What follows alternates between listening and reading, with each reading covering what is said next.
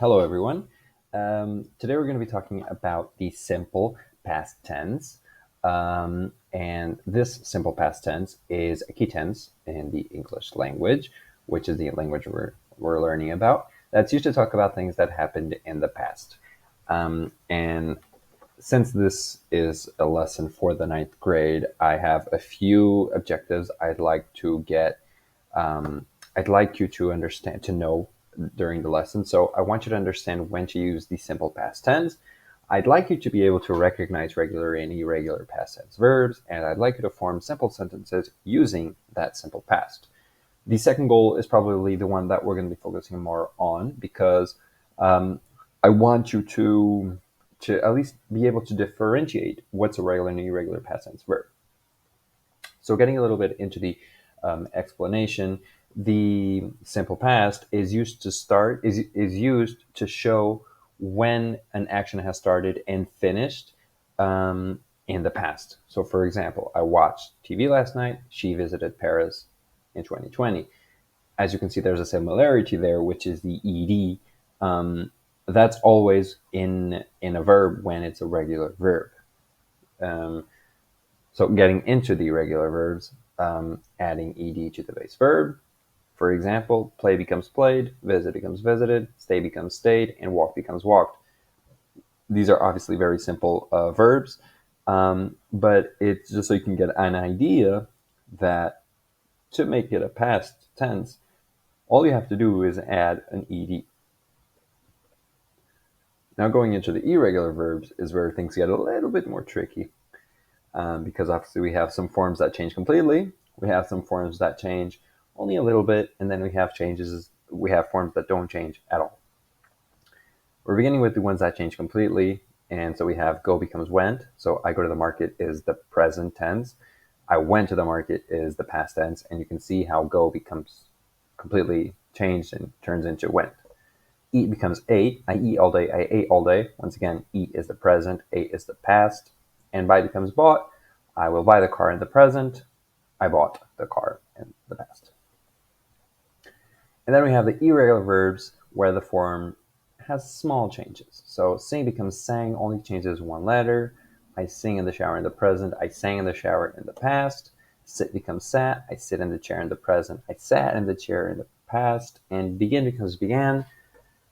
She will begin at 10. She began at 10. So once again, really with these small changes, they really are small changes. I mean, we're talking about changing one letter of one of the words, but it's still a change. And finally, we have the irregular verbs where the form doesn't change at all. Obviously, these are the easiest ones. Cost becomes cost. This toy cost me 10 euros. The toy cost me 10 euros back then.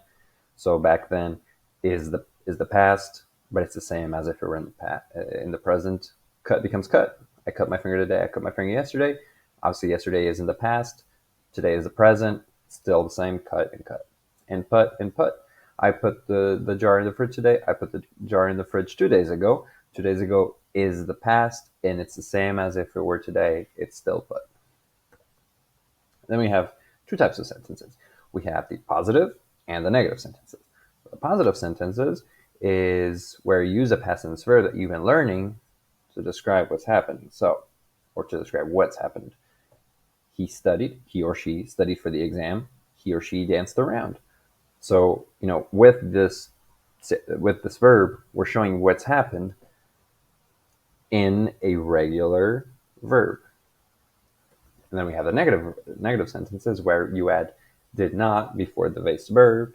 And obviously the negative sentences are the easier ones because they're always related to not doing something or not wanting to do something. So, for example, he or she didn't go to the party.